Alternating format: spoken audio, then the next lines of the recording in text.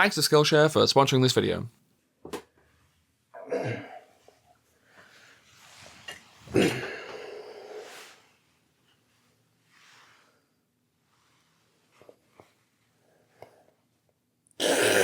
I love stories. I don't care where they come from. Book, audiobook, movie, poetry, TV show, radio drama, erotic Tumblr post, John Lewis Christmas advert, scrawled on the wall of a public bathroom. I don't care. Just give them to me. Get them in me. Different mediums can have different strengths and weaknesses. Movies can use colour and music, but are forced to observe the characters from the outside, forced to be more literal, and generally limited to a few hours. Books can sit right inside a character's head, can last for dozens of hours, but can't use music and don't have such a tight control over the pacing, can't, for example, use jump scares. John Lewis Christmas adverts have the advantage that I only see them once a year, when I'm feeling my most sentimental, but are bound by their need to sell me overpriced pillows. Stories that don't work in one medium might turn out to work in another, both in general and for you personally. I couldn't tell you why, but those old Hitchhiker's Guide to the Galaxy radio dramas hooked me in a way that the original books by Douglas Adams never did. It's the same story, the same content, but something about the use of music, of animated voice acting, the weird gloopy alien sound effects just made it click for me. Maybe horror movies only ever put you on edge, but horror books, or, say, well-written, strange body horror podcasts, hooked you in a way you didn't think possible. Suddenly, you have this whole new world of fiction to explore. So it's important to consume a balanced diet of stories. Different mediums, different perspectives, different genres, if only just to see what tickles your fancy. And, as we've established, I'm a story fiend. I need me some of that immersion that only a good story can provide. In this video, we're going to skate along the fringes of conventional storytelling. We're going a bit niche. We're going for a bit cross-genre, cross-medium, cross-cultural, cross-hot-bun storytelling, because today we're talking about time graphic novel series. Shit. These gloves are deceptively slippery. Now, I love Bloodborne. I could fill hours talking about its gameplay, its influences and influence, how it shares its DNA with its 6 siblings, the From Software Soulsborne games. But that's not what we're going to talk about today. I promise you some cross-medium action, and that's what you're gonna get. Because today, we're talking about this. Specifically, I just want to talk about one volume. Volume 3, A Song of Crows. Why only this issue, I hear you ask? Well, partly because discussing more issues means going over more of the game's extensive lore, and I'd like to have this video finished before 2027. But mainly because this issue focuses on, for me, the game's most compelling character, Eileen the Crow. The game gave some tantalizing hints as to Eileen's past, her struggles, her triumphs, but it leaves enough out that any side story has a lot of material to work with. The issue has some amazing art, both by the main artist and by splash page contributors. It's so full of potential, it could be a fantastic story in its own right. So, how did it turn out? I didn't like it very much. I think it does my favourite character dirty. So we're going to go full Jenny Nicholson mode and script doctor this bad boy. What could they have done differently? Both to expand on my beloved character and to translate a story from one medium to another. What could we learn about translating stories between mediums? What could we learn about storytelling generally? But before that, if you'd like to learn something new, from writing to filmmaking to drawing your own graphic novel, then today's sponsor can help. We're probably into cozy autumn now when everyone's heading back to school, but you feel left out. If only you too could learn something new. Well, fret not.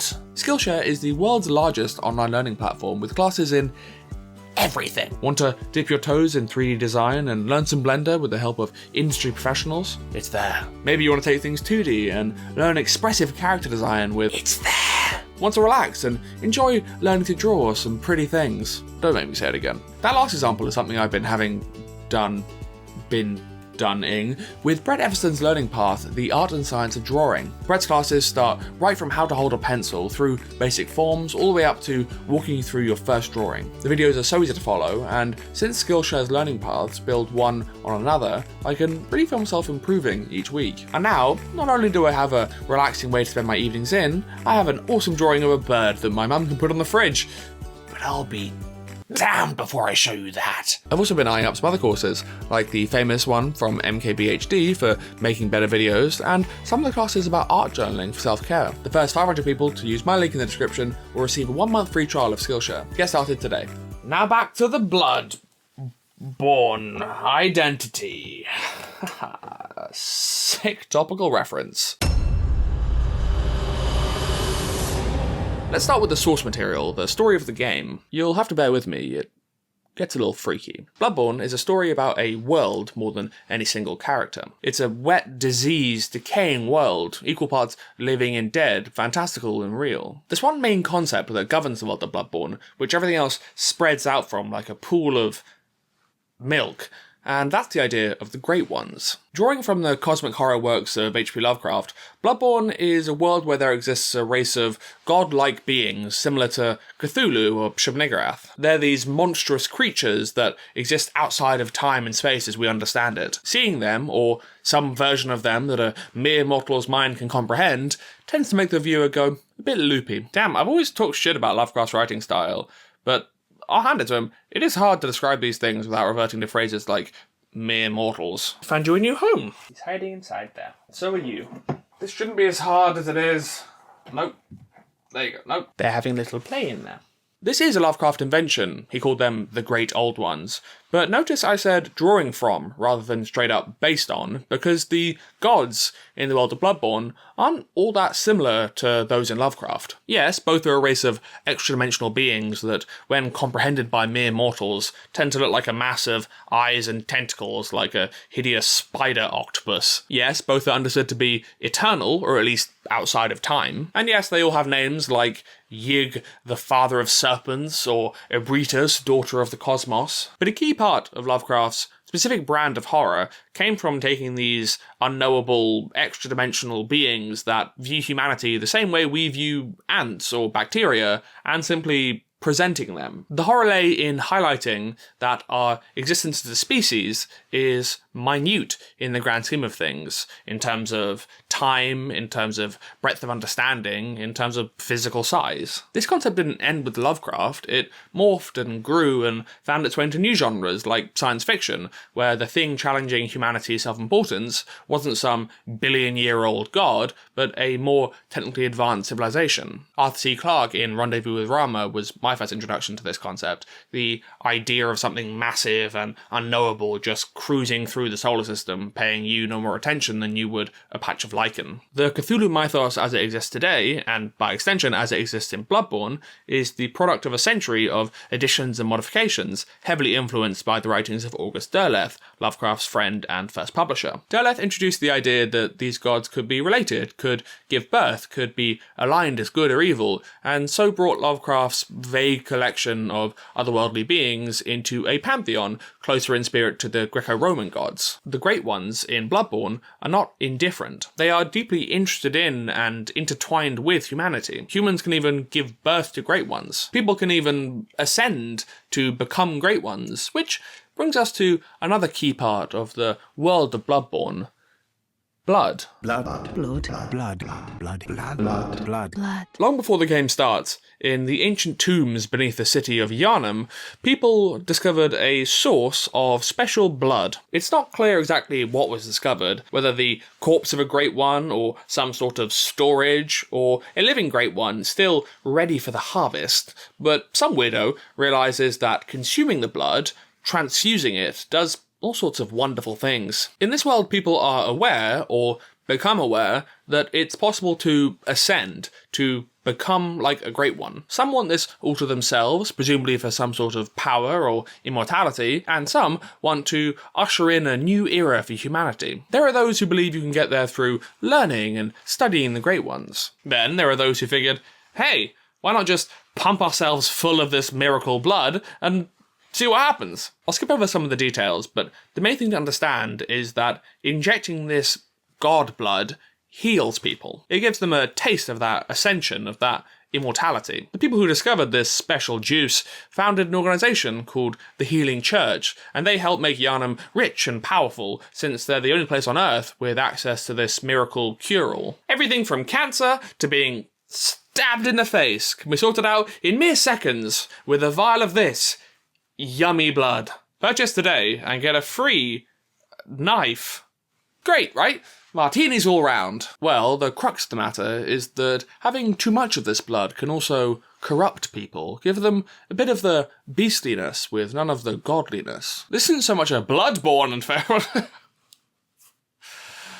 We have fun here, we do. We try to have fun. This isn't an infection, though that's part of it, but more a case of the latent savagery present in all of us being brought to the surface. Oh, f*** your mother. Oh, Christ, again. Oh, every time. Oh, it's everywhere. Oh. One filming session. I could just do one session. It's gone right underneath. That is a problem for later. Oh, that's covered in coffee as well. My sleeve hole kind of hooked the mug as I was picking up my water. It just... Long story short, the immensely powerful institution of the Healing Church is now in the awkward position of their miracle drug turning people into violent murderers, freaky snake people, and werewolves. What would you do in this situation? Stop giving out the blood? Try to find a cure? Well, the Healing Church hits upon the foolproof idea of hiring the terminally ill to viciously murder as many of the corrupted citizens as possible in exchange for as much blood as they'd like. These people are called hunters. I'm missing out some pretty significant elements of the Bloodborne world. The moon presence and the hunter's dream, Master Willem and Insight, Mikolash, the Nightmare, and the School of Mensis. We're keeping our hundreds of eyeballs fixed on just what we need for the graphic novel. I recommend these videos if you're keen to see just how weird the lore gets. But for our purposes, we're making a beeline for Eileen. The Hunters are an informal group of mercenaries tasked to hunt down the corrupted townsfolk and hack them to bits, the idea being this will keep the truth hidden. The player in the game is one of these hunters, a newbie come from afar with the hopes of being healed, but is quickly swept up in this bizarre nightmare. The sharp-witted among you may be asking, if these hunters are meant to hunt freaky snake people and werewolves, and are allowed as much blood as they'd like to heal their bite marks and claw slashes, aren't these strong, violent, heavily armed hunters at high risk of becoming corrupted themselves? Well, you'd be right on so many counts. I don't know what it is, but whether it's the hat or the sleeves, but I just feel so inclined to go, I'd 100% be a scheming vizier in a past life. Yes, sire. So, what would you do in this situation? Try to find a cure? Maybe stop giving these armed murderers all of the blood? Well, the Healing Church hit upon the foolproof idea of getting together a band of hunters to hunt the hunters. Genius. In fairness, I don't think it's ever said who came up with the idea to have hunters for the hunters. Maybe people just took it upon themselves as enthusiastic amateurs. Finally, we arrive at our hunter of hunters, Eileen the Crow. I said Eileen is, for me, one of the most compelling characters in the game, and that's for a few reasons. Part of it comes from who she is. Eileen is an old woman, for some reason with a thick Sheffield accent. A hunter, are you? And an outsider. Old male warriors in fiction have a long history, from 70-something-year-old Beowulf fighting the dragon to old Bruce Wayne using his years of combat knowledge to take down Superman. These characters are more physically frail, but with years of experience. They have to use their knowledge to outwit rather than overpower their enemies. But this is a role rarely filled by women. Eileen's gender doesn't factor into her story much, but it does add an extra dimension to the old trope. It's the battle-hardened archetype as applied to an old woman. It subverts both the idea of these war-weary characters being exclusively male, but also subverts the idea of older women existing only to support others. So often in media, women, and especially older women, are defined by their relationship to someone else or to a group. They're a mother, a grandmother, an aunt, a wife, a sister. They don't exist as independent entities. One of Eileen's defining characteristics is that she's alone. Her fellow hunters have, for lack of a better word, abandoned her. Eileen cares for them, in a sense, by putting them out of their misery. They did not tell me there would be ghosts when I moved in. Before we move on from this point, let me head off some criticism. People might hear this and say, well, that archetype is male because that's just how it is in history. There just haven't been any notable female warriors, so telling stories about them would be a willful act of politically motivated revisionism. Firstly, no.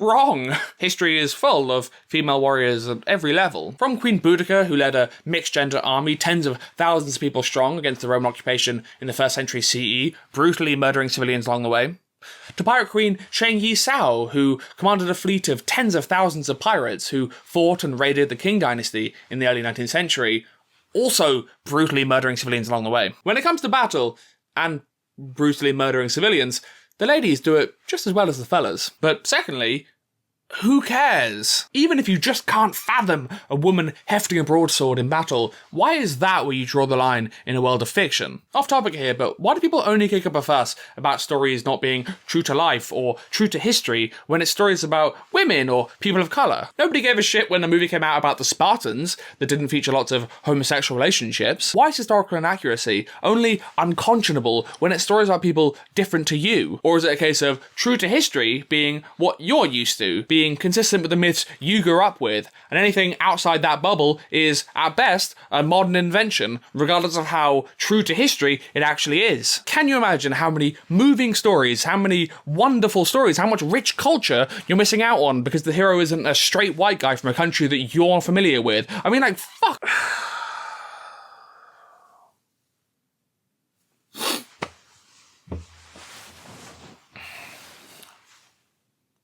Anyway, let's put Eileen's gender to the side and consider another thing that makes her a compelling character. Like I mentioned, Eileen is a hunter of hunters. She's in the unenviable position of having to murder people she knew, people she cared about before they started hacking up innocents. She assumed, or perhaps was given, the position because of her ability to resist the effects of the blood. It's implied throughout the game that using the healing blood on its own isn't what turns people into beasts, but the blood combined with bloodlust. The change starts to take hold when a person gives into the violence, when they embrace their animalistic side. They become blood drunk. It's a very Hobbesian attitude that deep inside we all have this violent monster just waiting to get out. So we can deduce that Eileen's resistance to the scourge has less to do with some innate immunity, but more likely her clear-mindedness and restraint. Perhaps it's even her role as a hunter of hunters that makes her so unwilling to let the violence and power go to her head. These aren't anonymous beasts that she's killing after all, but her friends. Though it's not stated explicitly,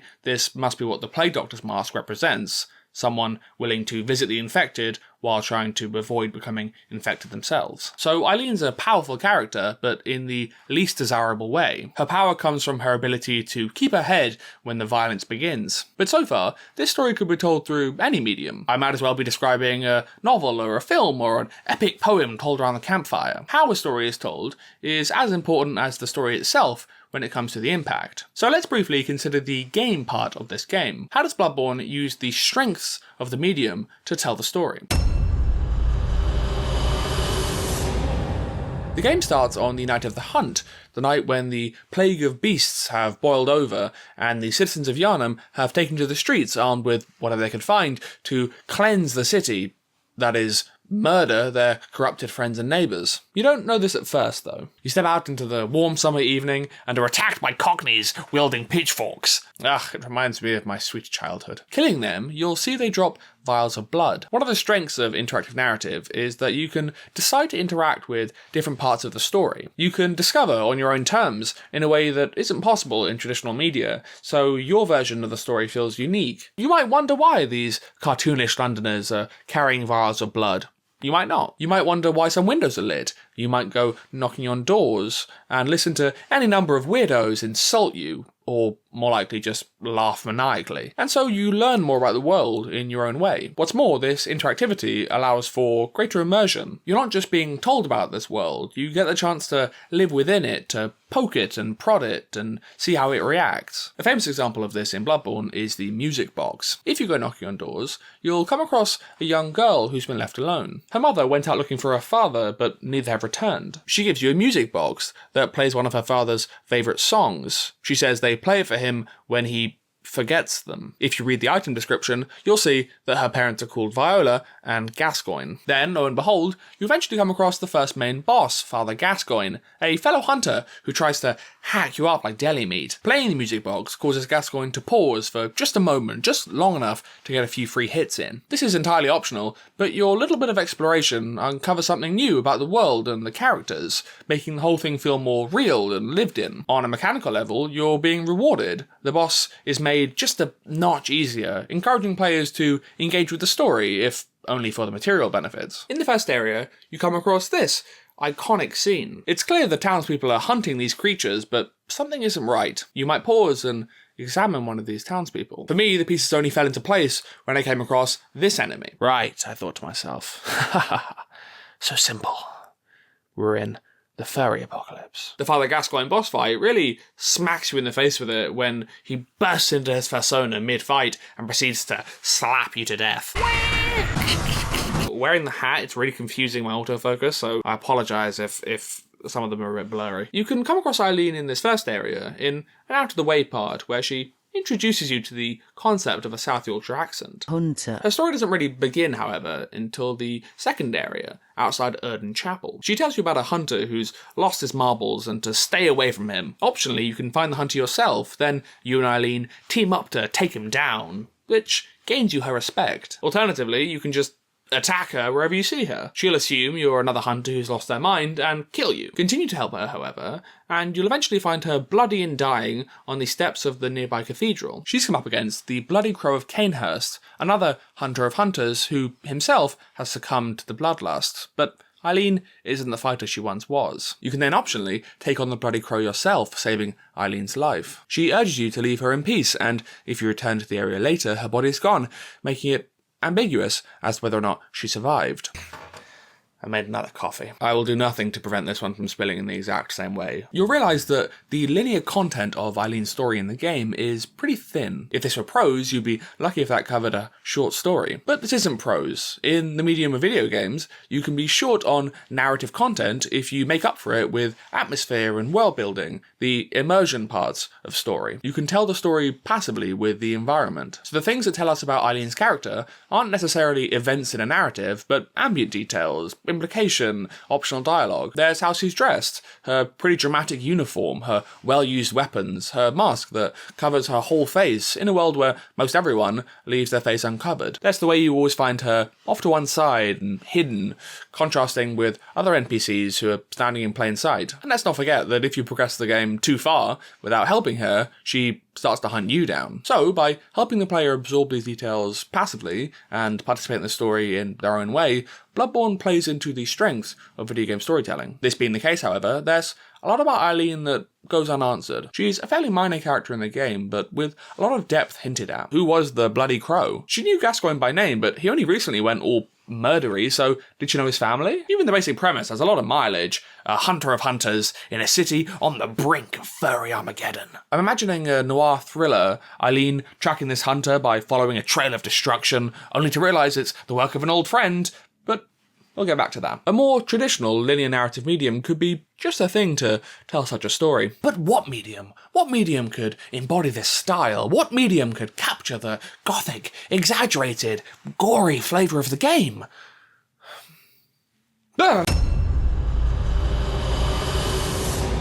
If you're watching this video, chances are I don't need to explain why graphic novels are a legitimate form of storytelling. Being expensive to produce, the first comics lent short, with expressive, colourful characters, and so were, for the longest time, pigeonholed as kids' media. From just before the Second World War, arguably still to this day, comic books have been defined by the superhero genre. There are some fantastic and amazingly well-written superhero comics, but it's fair to say that the genre leans towards simpler stories for younger audiences. It's fortunate then that some of those youths that enjoyed superhero comics grew up, became talented artists and storytellers, and embraced the strength of comic books to tell new and more complex stories. A Song of Crows, published in 2019 by Titan Comics, is volume 3 of an ongoing anthology series of short graphic novels set in the Bloodborne universe. It was written by Alice Cott, with art by Peter Kowalski, colour by Brad Simpson, and lettering by Aditya Bidikar. It's worth mentioning that the run of Bloodborne comics released by Titan from 2022 onwards are written not by Cott, but by the comic book writer Cullen Bunn. The rest of the team is the same, but Cott didn't return. I have no idea why, and I shan't be made to speculate. Cott is best known for his work at Marvel on the Winter Soldier and Secret Avengers, as well as his series Zero, published by Image Comics. You might be wondering how such a thing as the Bloodborne comic gets made in the first place, if you aren't familiar with the sea of graphic novel tie-in collections out there. Titan's own collection includes comics based on, to name a few, the Dark Souls series, The Simpsons, the games High on Life and Sea of Thieves, and who can forget that classic Zack Snyder film Rebel Moon. It seems the Bloodborne graphic novel was something of an inevitability. Recapping the story of A Song of Crows is tricky because there isn't much of one, and what there is obfuscated by non-linearity, a lack of dialogue, and Fight Club-style, unreliable points of view. It's the kind of story that makes me uneasy. It feels like I've missed something, like you're meant to read it backwards, or only every other page, or only every third panel, and then it all makes sense. As best as I understand it, the story is about Eileen coming across a figure from her past. We're led to understand that this man is someone she knew as a child,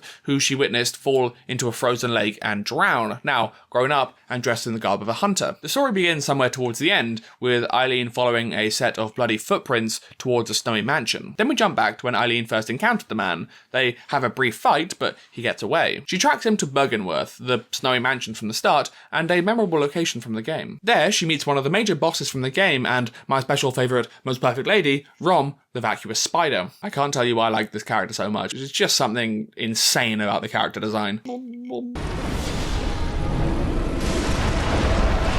Rom isn't technically a great one, but she's close, and a focal point in the lore for those who want to ascend without the use of blood. Eileen enters the mansion and tracks down the mysterious man on the roof. He falls, she then goes to where his body should be, only to find a depression in the snow, which she lies in as if it were her who fell from the roof. The snow piles up around her, and the story ends. How does this story fail to take advantage of the medium of graphic novels and the material available from the game? More generally, how does it fail as a story? Let me start by saying I really don't want to be mean. I know lots of people work really hard on creating even a single issue of any comic, and I'm very grateful that they do. These stories still represent a net increase in the amount of Bloodborne in the world, and that's fantastic.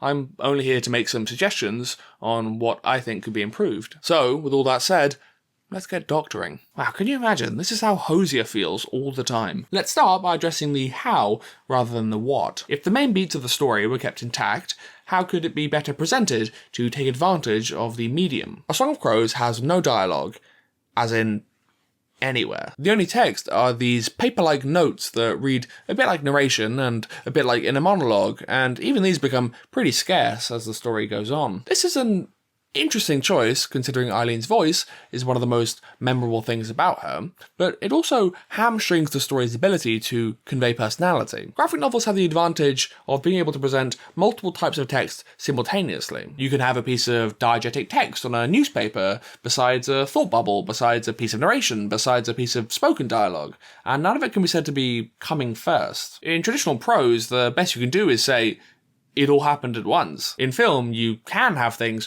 awkwardly layer over each other, but the best you'll do is create confusion. In a graphic novel, you just have so much space to guide the story with narration, and convey personality with dialogue, and reveal something of the character's inner world through thought bubbles, and feature world building with diegetic text. A Song of Crows has no dialogue, and only 2 pieces of diegetic text. Besides that, we have that rather slim narration and the visuals. And I know the visuals are a graphic novel's core technique. They're what makes a graphic novel, but if you don't take advantage of your other techniques, then you're leaving a lot of impact on the table. Consider the use of multiple layers of information that we see in this scene from Watchmen by Alan Moore. Dr. Manhattan, the amazing human nightlight, narrates portions of the story from his point of view as a semi-omnipotent being, someone to whom all events of the story are happening simultaneously. In this scene early on, we see him recalling, or in his case, visiting a protest against superheroes, like a really gritty version of The Incredibles. It's loud and threatening and busy, and in this panel, we get the full force of that. We have Dr. Manhattan's narration, what he's saying at that moment, what one of the protesters is shouting, and what's written on the protesters' signs. You can feel the wall of noise. This is then contrasted in the next few panels, where he zaps the crowd away, and he and Silk Spectre are left alone. So the remedy for this one in A Song of Crows is simple, just give Eileen some actual dialogue. Even just having her mumble to herself would do a lot to characterize her as a weird loner. On top of that, why not give the environment some more life by having some text on wooden signs for shops and businesses, or even graffiti? This is meant to be a scummy urban hellhole after all. Eileen leaves her home and walks through what is ostensibly a city on the brink of collapse. The lack of any dialogue from the townsfolk is a real missed opportunity. Just think about how much life and personality we get from similar dialogue in the game. Away! Away! Where are the screams, the messages of doom scrawled on the walls, the voices from all around her that physically smother Eileen's crazed mumbling. I mean, in this world, everyone should at least recognize her as a hunter, if not be absolutely terrified of her. How does Eileen react to that? Does she have anything to say to these other voices, to the signs nailed on doors around her? When you're dealing with a character with a rigid mask and pure black eyes, you've kind of got to take every opportunity you can get for some characterization. Another way graphic novel stories can lean into the medium is by not adhering to the laws of the physical world. Not to put too fine a point on it, but it's a drawing. Unlike film, it doesn't quadruple the budget to have a bit of body horror or see a city of impossible gothic buildings that collapses before our eyes. Books, animation, and games also have this quality over film and TV, and it's a quality Bloodborne took full advantage of. I guess what I'm trying to say is, where's my goddamn werewolf? Where's the bit where someone viscerally transforms into a monster, claws bursting out from their steampunky gloves? Where are the towering gothic cathedrals, leaning buildings, and ghostly statues? This street could be anywhere, Strasse, Bavaria. The volume isn't totally without stunning vistas, and of course there's my beloved Rom, but few scenes have much in the way of visual identity. They don't create a living world, diseased or otherwise, and they don't come together to tell a story. Art Spiegelman's Mouse is an autobiographical account of the author learning about his parents' experience through the Holocaust. The name is a reference to how Spiegelman depicts the Jews of the story as mice, the Nazis as cats, the Americans as dogs, the Poles as pigs, the French as frogs, the Swedes as reindeer, and the British as fish. The genius of Mouse as a graphic novel is where Spiegelman messes with the reader's suspension of disbelief. Sometimes it's legitimately a fish driving a car, sometimes it's a human wearing a mouse mask. When Spiegelman's father disguises himself as a non-Jewish Pole, he puts on a pig mask and talks with that mouth. Spiegelman also depicts himself wearing a mouse mask, slowly transforming from a child into a grown man and back again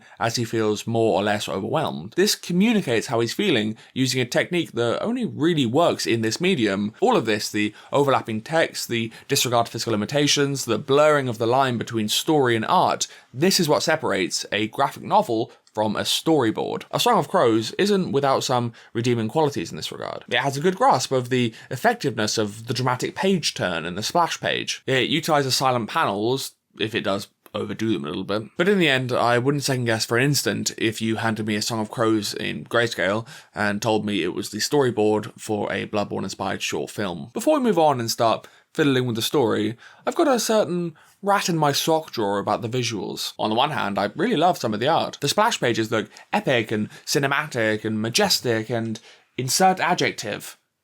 The creators clearly have an eye for composition, but on the other hand, I'm not a fan of the visual theming. Now, I appreciate that saying it's different from the game and therefore disgusting isn't the most sturdy criticism. After all, it's meant to be a new piece of work. I don't think I'd have minded if the visuals diverged from the game somewhat, so long as they created a grim, gothic, diseased world of its own. Maybe it's Yharnam in a different season, or far in the past or future. Either way, the one thing I ask is that the product is consistent. The product needs to be consistent. Jesse, we need to cock. Take this page. This could be a scene straight taken from the game. It's instantly recognisable as Father Gascoigne's boss arena, plus an extra gross strung up body for some added flavour. It's grey-blue, it's dirty, it's diseased, it's Bloodborne. But then consider this scene only a few pages later.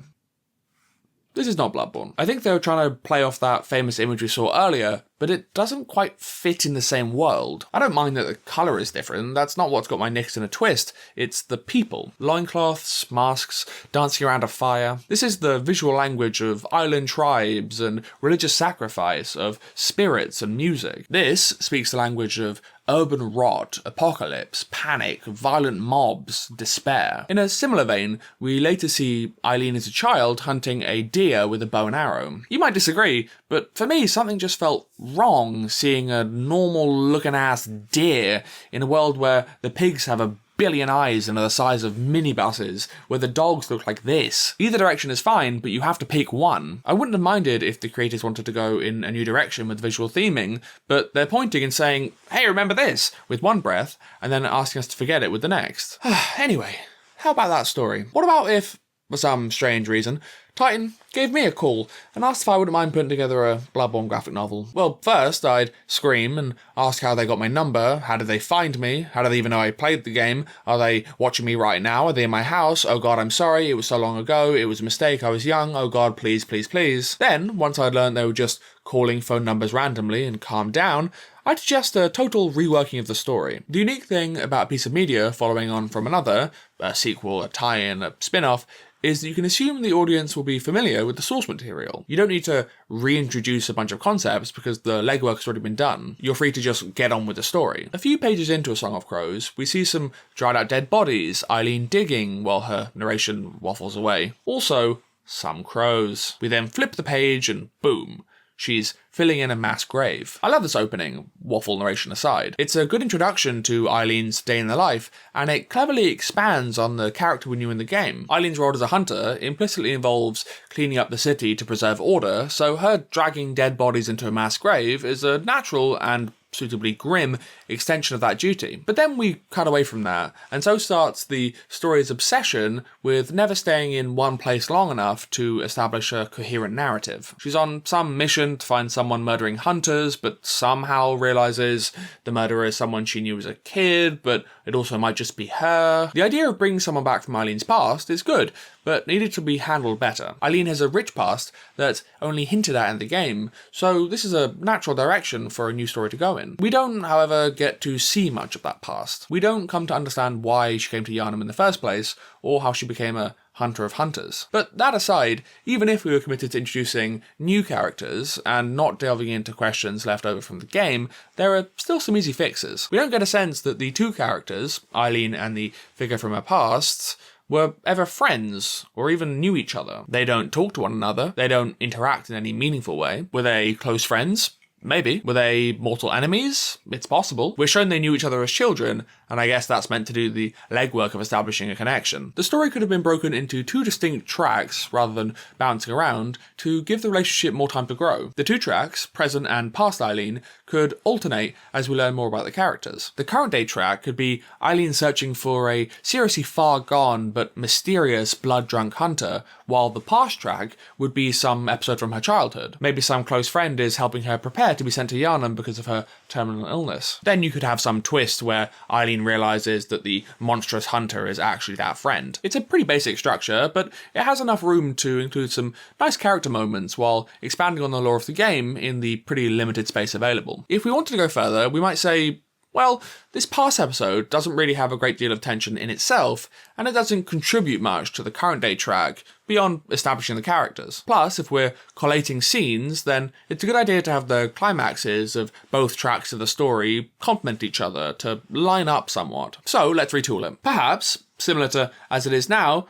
Eileen realizes the identity of the mystery hunter right away, and then we get to keep this throwing up in the mask scene that I like so much. Then, in the past track, there's this poor village that can only afford to send one person off to Yharnam to be healed, but whoops, there are two terminally ill children, Eileen and this guy. Then, the whole story, you're assuming this blood-drunk hunter has turned into some hideous werewolf and started eating civilians, who Eileen can interact with as she hunts him through the city in this little sleuthing segment, which would be a great opportunity to lean into Bloodborne's visual theming, to give some life to the world, and to give Eileen some dialogue. Then, as Eileen finds him, in the present, it's revealed that she abandoned him when they were children. Maybe she took the one spot to go to Yharnam, or let him fall into a frozen lake to get that spot for herself. And he isn't actually a werewolf or even blood drunk. He was killing civilians to get her attention, to lure her in. It's a trap. This guy could even be the bloody crow of Canehurst we meet in the game, which would add some depth to their backstory. Eileen finally met her match, but not in the form of a werewolf or giant monster, but in the form of a fellow hunter, someone who was lucid and knew who she was, and hated her. All this would give Eileen the opportunity to reveal some raw personality. Will she kill this friend she wronged, either for her survival or to cover up what she did? This could make Eileen reflect on her role as a hunter, as an instrument that the powerful use to hide the truth. In such a small space, you haven't really got a lot of room to dive into the depths of the human soul, but a choice like this is an efficient way of showing who someone really is. That's just one idea for a direction the story could have gone in. Honestly, I wouldn't have minded something a bit more pulpy and linear. Eileen on the hunt, tracking down hunters with a bit of CSI before retreating to some hidden garret in a ruined cathedral. I'm imagining like a short story of Rorschach from Watchmen, but like dressed as a bird. As for taking advantage of some of the material from the game, I think there was a lot of meat left on the bone. Eileen is supposed to have gone through the same experience as the player, coming to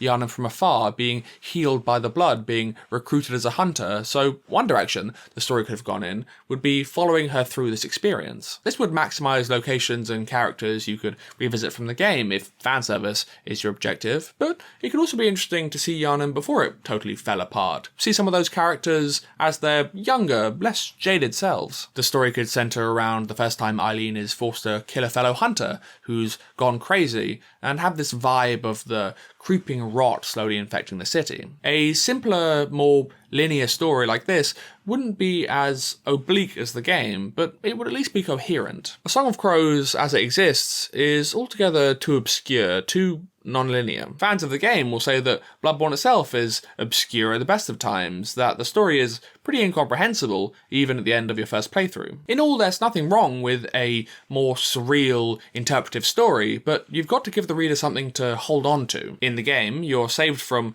total confusion by two things. Firstly, there's the gameplay. The game part of the video game means you don't need to fully or even partially understand the story to enjoy the game. You can get on with it and let the ambient details trickle through as you progress. Of course, you don't need to fully grasp a written story to enjoy it, but you need to grasp a part of it. You need something to keep you coming back, or confusion and boredom will follow. Secondly, Bloodborne does give you a solid core to cling to. You're a hunter, you hunt beasts. Just go out and kill a few beasts. You know that giant balls of snakes are bad, and if you kill them, you get prizes. Even if you don't want to engage with the story any further, you can have a good time and finish the game with the simple understanding that you're killing bad monsters. Even as the plot gets weirder and weirder, you can hold on to that. You don't have these stabilizers when you take a surreal and interpretive story that worked in a video game and transplant it into another medium. It needs to be adjusted to fit the new space. In non-interactive media, you need to do more work to stabilize the reader if you're going to have the story go off the rails in fun and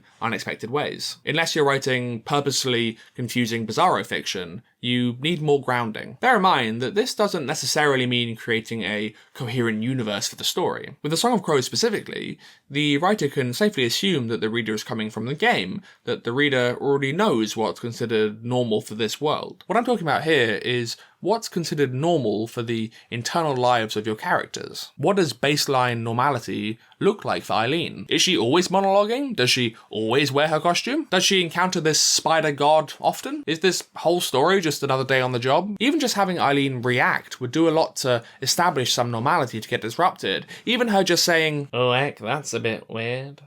My Eileen impression. You're a hunter, are you? You can't start messing with a character's sense of reality without firmly establishing what reality looks like for them. We can find a great example of this in graphic novels in From Hell by Alan Moore. The story is about the Jack the Ripper murders in 1880s London and concerns Sir William Gull. He's sober, sophisticated, intelligent, and altogether buck wild to a steadily increasing degree. Without spoiling too much of the story, things certainly do go off the rails, but we spent enough time with Gull being his usual, only marginally psychotic self, so it's clear that his reality is breaking down. In A Song of Crows, the strange seeing a god moment isn't given the room to breathe. We don't get a reaction or a digestion, so we're just left wondering to what extent this is a abnormal event for Eileen. Yes, we have her moony narration, but she's been doing that since the start, so we don't know if she's going nuts or if she just always narrates her life in a voice like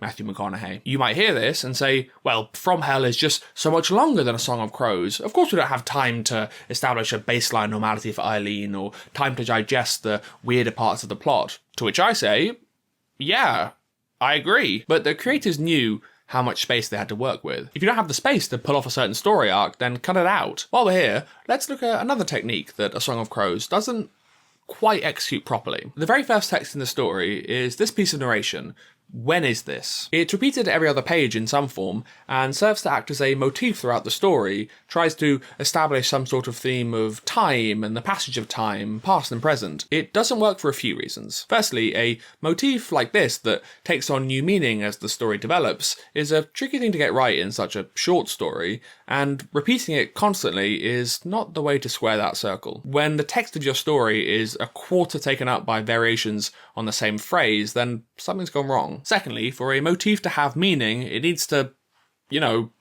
have meaning. When is this is such an evocative question, but I'm not sure how it really applies to this story. We get flashbacks from her past, and the man she meets is a figure from her childhood, but that's it. By that logic, the same line, "When is this?" could apply to Mamma Mia or the first Ghost Rider movie. I'm bringing this up here because From Hell does something very similar to this. When we first meet William Gull at the start of chapter 2, there's a 9x9 page of speech bubbles on black. These panels are lines said in the dark from later in the story that acquire meaning as you get to them. One panel is repeated 3 times, reading, "What is the fourth dimension?" This line echoes throughout the story and takes on new meaning as we learn more. It's a bit pretentious, but it works in From Hell for the same reasons it doesn't work in A Song of Crows. Fuck.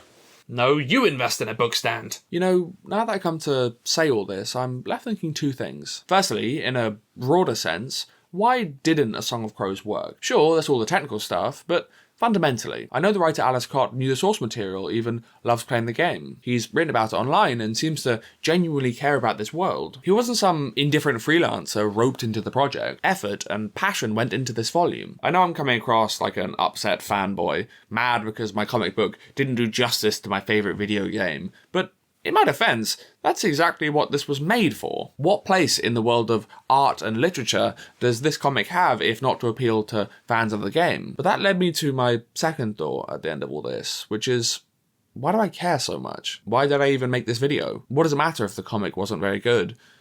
Who cares? Ultimately, I care. Because this story could have been more than just a throwaway comic to pander to fans of the game.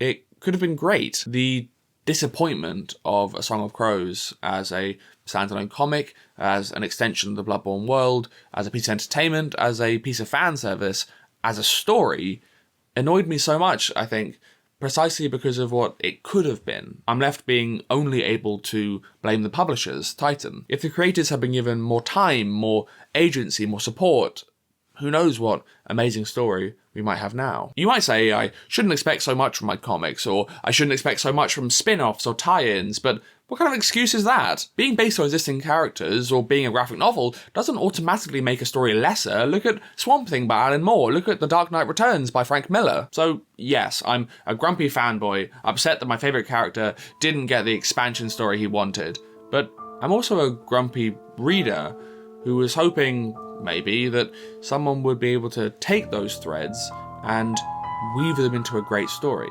I'm not even mad. I'm just disappointed.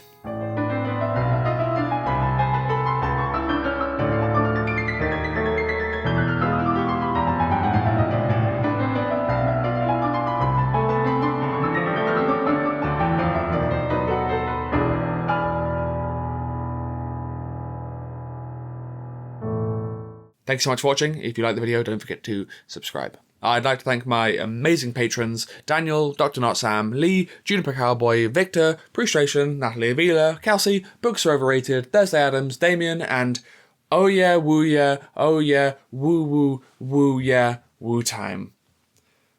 Thank you all so much, and I'll see you next time.